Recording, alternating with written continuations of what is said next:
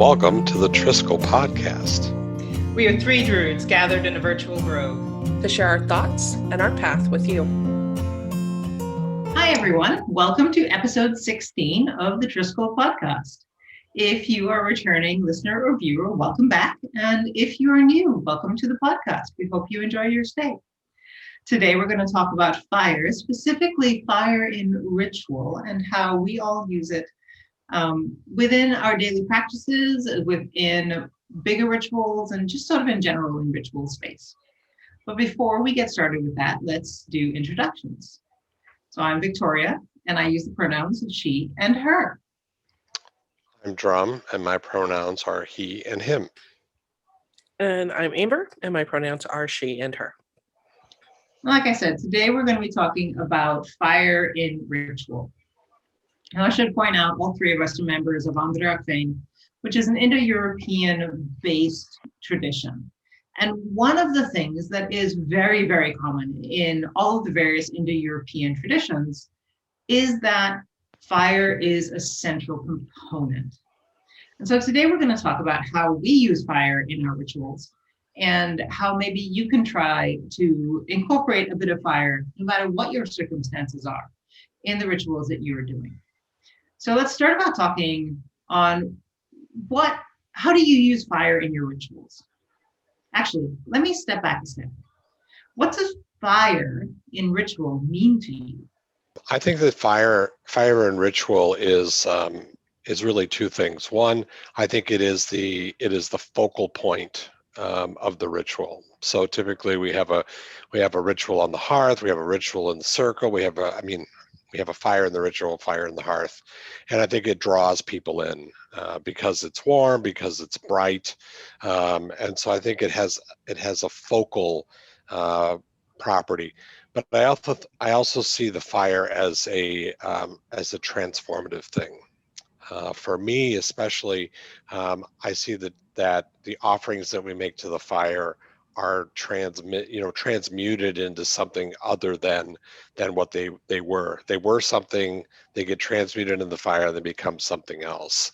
So in a way that the fire is a magical act, because it really, to the scientist, it is just, transfer of energies. But to a magician or to a religious person, it is a transmuting thing. It changes something magically into something different. Well, and symbolically, it is absolutely transformation and stuff. But for me, there's also an element of hospitality that's represented by the fire. In a more modern context, it's lost a little bit, but fire is what was used to warm your home, and it's what was used to bring light when it was dark, and it's how food was cooked, and all of those central elements of being a good host. And so to me, that's another huge part of why the fire is so important. It is that central idea of hospitality and transformation that is the core of our rituals. And I find that a really powerful symbolism.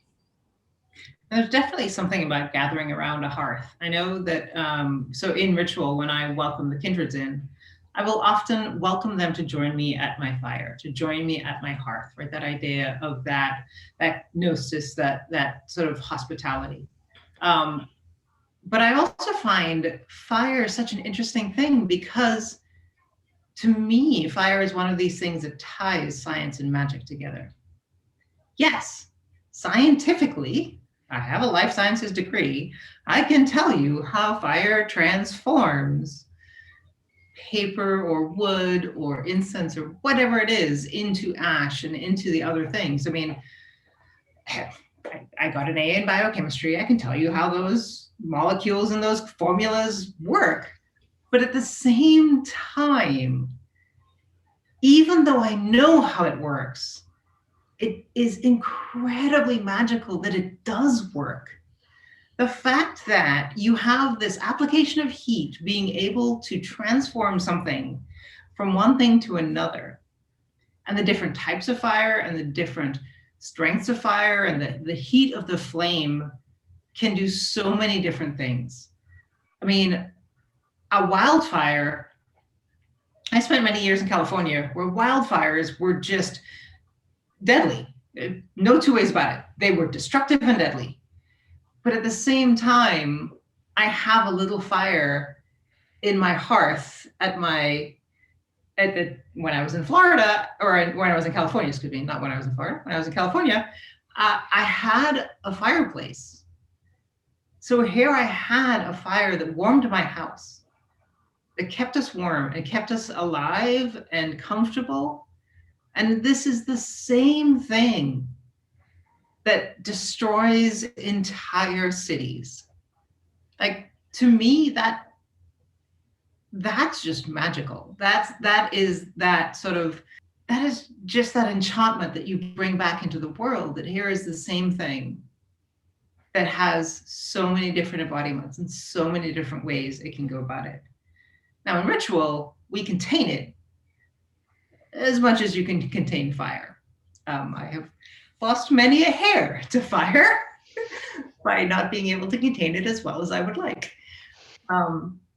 And there are many druids and witches who have various scars and lost eyebrows and hair from fire, because fire will do what fire will. At the same time, it has such amazing transformative properties of taking the incense that I put into the fire and melting it and transforming it into this glorious scent that goes up to the gods, that goes out to the kindreds that we smell. Like, I'm also a Leo and fire sign, so fire's my thing.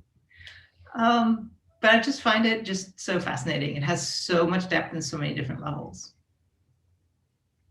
So I talked a bit about using fire for transmuting offerings. But how do you use fire? How do you view fire in ritual specifically? I mean, for myself, I think the fire in a ritual purpose is that, as I mentioned before, is that transformative thing. It is that it's when we recreate the cosmos, there's the fire at the center. And so I think that that's part of that creative process. It's the fire of creation. So fire of creation, transformation, it's all these stages of coming into being and coming out of being in a way. But I also find that that fire, especially in my daily practice, I do a water and fire thing in the morning. So I do some anointing with water first thing for my household spirits, and then I light a candle. And I typically will mention this in one of the prior podcasts, but I'll engrave on the candle some thing that I'm working towards, and I look to the fire and to that candle as a way of releasing that engraving on the candle and kind of bringing it out into the universe. So where a prayer flag lets the wind carry it away, I let the fire carry those things away. So it is an intent. It is a process, and it's also a duration. It's a period of time. The burning of a candle is this quanta of time. My aunt that lived outside of Bordeaux had a vineyard, and she had this really old home, and the walls were like a meter thick, and she used the fireplace to heat her home. And whenever there were company or whenever there was visitors, we'd sit around the fire. And she used to always say, so this is for you, Esperance. She used to always say, a fire is a good friend. And because it was company, it was companionship, and it was also the sense of companionship along what Amber was saying, because if you're sitting by yourself, the fire is your companion. If others are there at the hearth with you, then, the fire brings a good friend as well. For me, fire is a very diverse tool. It can for sure act as the sacred center. It can act as a focusing agent if you're trying to do ritual work of some sort. I've actually given candles as offerings to beings and deities. You light the candle and let it burn out. Like, that is the actual offering. But then I've used it to send offerings as well, burning items in the fire to send it wherever it needs to go. And I've also used it in fire scrying, so as my method of divination and trance work. So it's a really diverse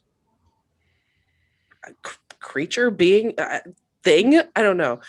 But it's something that can be used in a multitude of ways in rituals. And I think that that's part of why it's so important, especially in ADF rituals. I mean, it's the one element, one tool that we require to be used in every ritual. So, I think that that's why that exists. I know that one of the sort of more prominent memories that I have of rituals is I was at a goddess ritual camp. So this was the witchy side of me as opposed to the druidic side of me. And we were doing a ritual where folks were dancing around the fire and they needed a fire tender, and I volunteered. And I pretty much spent the night in the space of the fire. Now, the fire itself was probably about, I want to say 4 or 5 feet in diameter. It was a big fire. And my job was to keep it going and keep it contained.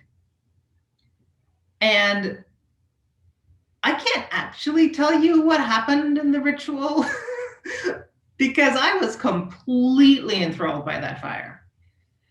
And we had a conversation, and we had a dance, and we had a relationship, and we understood, we had an understanding, I guess, between each other and how this was going to go. I was going to feed it, and it wasn't going to go crazy. And it was this really interesting kind of that dance. I call it a dance, but if you've worked with fire or you've worked with any other kind of thing, like if you worked with electricity, which is another kind of fire in my mind, or you've worked with other things that are potentially deadly, but also really useful, there is this kind of give and take where you figure out what the right balance is of, I feed it enough, but not too much. I make sure the breaks are far enough, that the stuff is far enough away from it so that it's not going to get likely to jump. And it becomes this conversation between yourself and the fire, or whatever it is you're working with. And it's just that session is so vivid in my mind. I know that there were people dancing naked around me because somebody told me about that afterwards, but I don't know that from remembering it because I was not paying attention to anything other than the fire. But it was just one of these really amazing nights, amazing experiences where you just kind of vibe with the fire, or you vibe with whatever it is, and just kind of lose yourself in that conversation. That's really cool. I remember going to certain festivals where you could sign up for like a work project, and I would typically do fire watch, and I would take like 2 to 4 in the morning. And the beauty of that was that it's kind of like, so here you are at this fire, and it's the only thing that exists because everything else is darkness that you can see to the side. So it's like fire is what is. That's what's concrete in the world. It's the known, and then that darkness that's around you is kind of like the unknown or the coming into being. And it was just really fascinating to me just to sit there, because usually 2 to 4 in the morning there was nobody else around, but people would like wander in. It would be like this, you had this stage that was the fire and the darkness, and people would kind of come in, spend some time, and then come out. It was a fascinating experience, and it was not only welcoming, but I felt that I was actually doing something important by feeding that fire, that by keeping it going. And there were a number of festivals that I went to where the fire was kept burning all festival long, and so it was like the heart of the festival. Well, I know at Wellspring, back in the before time, when you could actually have Wellspring in person, that the Wellsprings that I attended, the fire was going the entire time. It was lit at the beginning of the festival, and it was continuously tended until the end of the festival. And I found that to be, even though I only visited the fire a few times, And usually when there's lots of people around and we were socializing or dancing or whatever. But it was nice to know that it was there, even if I wasn't in the field with the fire, but knowing that this fire is going the entire time. Here is this sort of core and kernel of this festival that keeps going. And it's kind of like a ritual. You light the fire at the beginning of the ritual, whether that's a candle or an acknowledgement of a red agate stone or a symbol of fire, whatever it is. Like you sort of acknowledge fire at the beginning of the ritual, and you keep that acknowledgement going until the end of the ritual. And so it's this thread that runs through the entire thing that keeps that sort of consistent hearth alive. So I mentioned a couple different ways of symbolizing fire, but how do you folks generally symbolize fire in your experiences or in the people that you've talked with? By symbolize fire, do you mean like physical representation, or do you mean like in your brain? Both. Physical representation varies a lot based on where I'm at, what I'm doing, all that fun stuff. You know, I have a fire pit outside, which is preferred. Like I would like to actually have a fire outside. That's great. Candles are all right. But I've also used, like I made a little Sculpey out of a little fire symbol out of Sculpey that I can use as travel or in my house when I can't have a fire for whatever reason. But it looks like a little bonfire. It's just tiny and made of clay. So that's cute. We'll put a picture somewhere. Thanks, Amber. Good job. But in my brain, it's a very different creature. You know, it's always that bonfire. It's always, you know, big and lively and beautiful and filled with movement and energy, even if it is a tiny clay sculpture. I have a little fire that I made out of Sculpey as well. I've seen Amber's, it's beautiful. Mine is a little more primitive, but I like to use that. I also use red jasper. For me, red jasper is a fire analog, and it's one that's very portable. So if I have to go someplace and I want to have a representation of fire, I usually carry a red jasper with me. And I think for me that there's there's a couple of great forces at play. I mean, we really talk a lot about the Earth Mother and how important the Earth Mother is. But the other thing that I keep in mind, and I think about Eric of Pittsburgh when I make this comment, but the sun is really important as well. It's this, kind of one kind of fire. And I think in some ways, the fires that we make are reflections or pieces of that sun. Because without the Earth Mother, we are nothing. But without that sun up there, it really does make a big difference. And so for me, that whatever fire we have, whether it's these candles here or whatever I decide to do, it is in some ways a reflection of that as well. So I keep that in mind. For me, that the fire that we see is also the fire above us. And one other thing that was, I worked with a friend of mine who was a Brahmin, and I used to take pictures of the ritual fires when we do rituals, and I would show it to him, and he would always look at the fire and see what he saw in the fire. And I found that really fascinating, because if you look at pictures of the fire, sometimes it's more than just a fire. There's so much you can do with fire. I know I connect with fire on a fairly visceral level. Where I grew up, I lived on a mountainside, and every dry season, fire would run up the mountain. And it was actually quite a surprise that our home never actually got burned, mainly because we had the fire department on call, and we already had the hoses out and ready to go, and we knew how to make that stay away. As soon as we saw the fire start coming up, we would start soaking the pot of the fire. But so I've always had this really interesting relationship with fire, because I also love fire.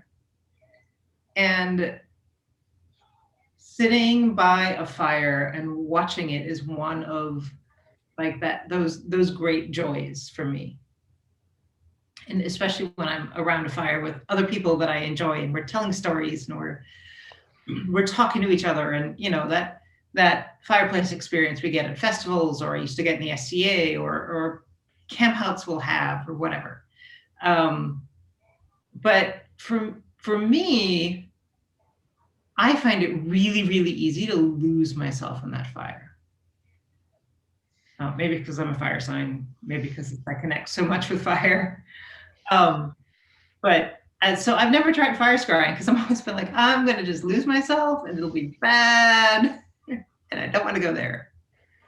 It's probably not something, if you're concerned about it, to try by yourself the first time, but I also always like experimenting. So I do like experimenting too. So maybe one day when we can get together again. Someday. Yeah. I mean, admittedly, I have a really, really complicated relationship with fire. I actually did lose my home to a fire when I was 10. And then when I was 24, I actually lost my office, like my entire office building burned down in a fire. So it's a fairly traumatic and terrifying beast that I don't always like or appreciate. And it scares me a lot in a lot of ways. But at the same time, some of my favorite memories are, like, my grandparents had a wood stove that they burned to keep their house warm. And so that smell is the smell of my grandparents. It is the smell of comfort. It is, warmth and love. And so I've seen both ends of that spectrum, both the love and community that can be built by fire, and the devastation and hurt that it can cause. And so there's definitely days where fire is not my friend. I'm very angry at fire sometimes, but it's an interesting beast. It is this thing that transforms and takes our offerings and according to some old mythology, actually sort of transmutes the offerings into something that can be accepted by the gods and by the kindreds. And at the same time, it can be so incredibly destructive. Mm-hmm.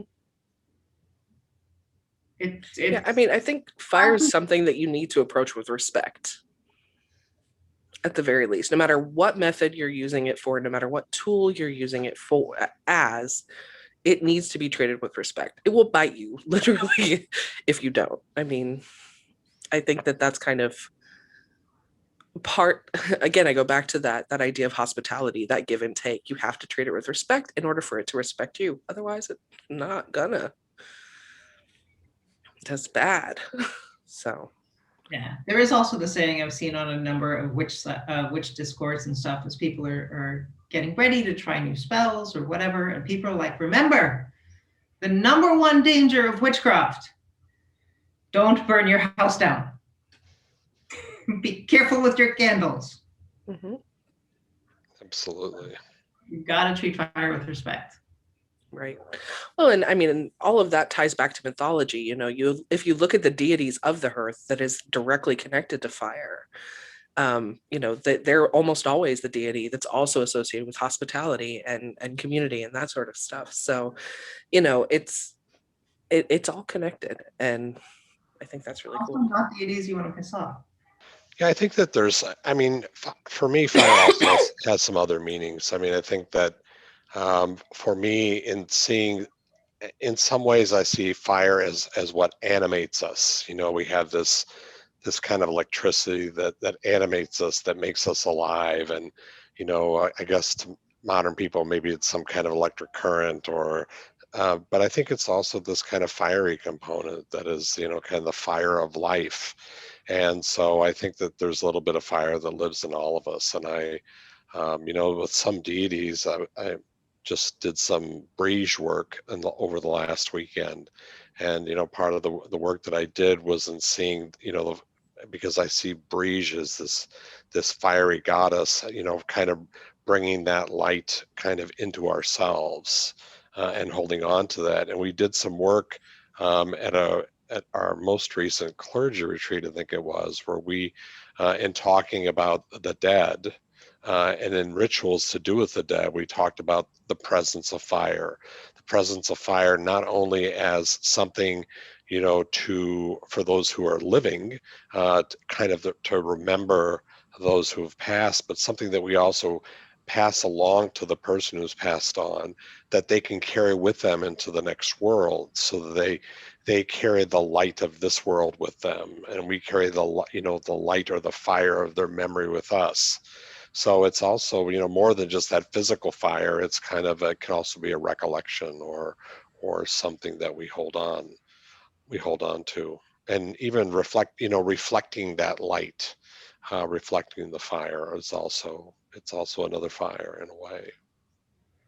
Right. So I mean, I know that on Halloween, I light a candle and leave it in the window and to let it burn overnight in a bowl of water, because respect. But and the point of that candle is so the souls who want to come and visit know where to go. They have a light to follow. I love that. I really like that idea. I think it's beautiful because it we use the fire to call others to our hearth and to offer hospitality, but we're offering hospitality to the dead as well. Mm-hmm. So I have an ancestor altar, and I have a light that's always burning there. I have cats, so having a fire burning all the time is not practical, but having a light, an LED light that doesn't use much electricity, but that's always lit there, so that they always have a place to go to and are always welcome. Right, and that's a really good point. And if we've talked a lot about fire and the dangers of fire and how you need to treat it with respect, I am of the personal opinion that electricity is fire, just in a different form. Mainly because I worked for the power company and I got to see how many fires electrical sparks get to set, and I'm pretty sure they're the same thing. But if you're not in a position where you can have a lit flame, maybe you have cats, maybe you're in a dorm, or you're somewhere where a flame is not allowed. I used to do a lot of travel, and so hotel rooms don't allow a candle. An electric candle, a fire agate, some kind of orange or red stone, apps on your phone that have pictures of a fire or a fireplace or a candle, all of these things, or just a drawing of a candle flame and a candle, all of these things can evoke fire for you. It's a matter of what works for you in your situation and where you are. So don't feel limited if you can't have an actual open flame. There's so many different options that can still bring fire into your space. Absolutely. I know that in the Avesta, they identify 5 different kinds of fire, and the most vigorous of fires that they identify with is lightning. So here, in some ways, I mean, going along with what you said about electricity, it is electricity. It's, kind of natural electricity, but also another kind of flame. And I mean, for myself, seeing lightning is like, ooh, wow, it's really cool stuff. And yeah. You said cat. It had to show up. It had to show up, yes. But no, I mean, I think that that's pretty popular in a lot of cultures, though, that there's these multiple representations of fire, so I talked about hearth goddesses. So Greek mythology, Hestia is the goddess of the hearth, and so there's fire associated there. But there's also Hephaestus, the god of the forge, and the act of creation and transformation that happens at the forge, and Zeus is his lightning, and Hecate has the torch that she carries at the crossroads, and so there's these multitudes of representation of fire associated with the different deities, and in a different form every time. And so I think that adds validity to us using whatever method of fire we connect with and in whatever way we want to. I think that that's really cool. No, I really like what Amber had to say, because those representations are very powerful. And just even with like Helios Hyperion, I mean, that's the fire. There's the fire of truth there, I think, and I think that's also this important symbol, and so there's so many different ways of looking at it. Fire is more than just that thing that burns. Right. So there's also the fires of creativity, right? If you look at Bree, she is the goddess of the hearth and of the forge and of poetry, right? So there's that sort of thread of fire through the different things that she focuses on, that she cares about, and that includes poetry and creativity. So there's fire in lots of different things. If you look at sort of the more witchcraft traditions, you see fire being talked about as that which consumes and that which creates, right? You've got the two different sides of fire. And so I know that, for instance, there are types of plants, mostly pines, that require fire in order to open up their seed pods so that the next generation of plants can actually happen. So you have this really interesting balancing act of destruction and creation sort of in one act. And I think that it's really important for us to remember that fire isn't one thing. We've talked about the different aspects of fire throughout this entire podcast. And fire can be so many different things, and it's going to be a different thing to different people. And it's going to have different impacts on different people, and it's going to have different ways of working with different people. But it's something that's really part of our lives. Without a whole lot of stretch, you can talk about there are biological happenings that allow us to digest food and allow us to run and breathe and exist, that are a result of electricity through our systems, that are a result of fire through our bodies. And so there's a reason they refer to it as burning energy. Right.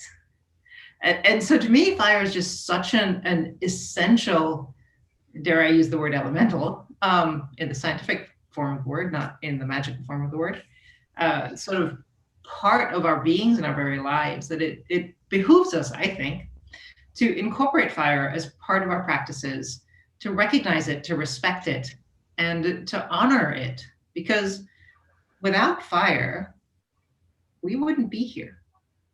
Mm-hmm. Agreed. Well, and I think that's why you see fire taking place in things like the creation myths. And, I mean, in Greek mythology, that's my default, sorry. It's not necessarily present in the creation myth itself, but then there's a myth explicitly explaining where we got fire anyway, So it's always in or around that myth because it is so important to life. And it's cool. It's neat. In the Norse myths, creation happened between the lands of fire and ice. Right? Fire is a huge part of it. If fire didn't exist, the ice wouldn't have melted and the primordial cow wouldn't have existed, and none of this would have happened, according to the Norse myths. So it is just such an essential part of the creation and the existence of life. Absolutely. The spark of life, that piece of fire. And so I think we have come to the end of our episode. I think that's a really good note to end on, the value of fire as the spark of our life. Amber will be so kind as to share with us a divination for the next few weeks. So this week we're going to use the Mythic Oracle deck. It's one of my favorites. Spent way too much time talking about Greek mythology today, and that's what this whole deck is based around. So we're not continue the theme. So we start with Eos, new beginnings. Eos is the goddess of the dawn, and so that first glimpse of fire in your day. Or appropriate. Then we have Odysseus, which is a journey and one of my favorite things ever. Also, notice there's fire on the card. Odysseus is a hard journey sometimes, but it's a journey that eventually will get you to where you need to be. It's a complicated back and forth, but as long as you stay focused, you can get your goal. And so when you've got new beginnings, sometimes you don't always take the first step smoothly, but you figure it out. And last we have Athena, wisdom. I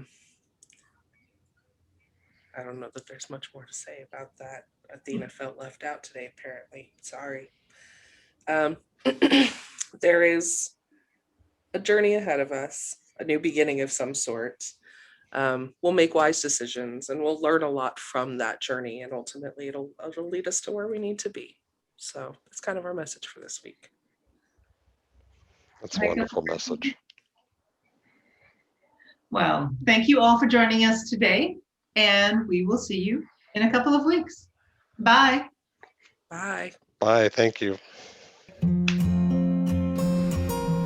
Thank you for joining us for today's video. If you like this episode, be sure to like and subscribe. You can also find more episodes on iTunes, Google Podcasts, Spotify, and all of your favorite podcast providers.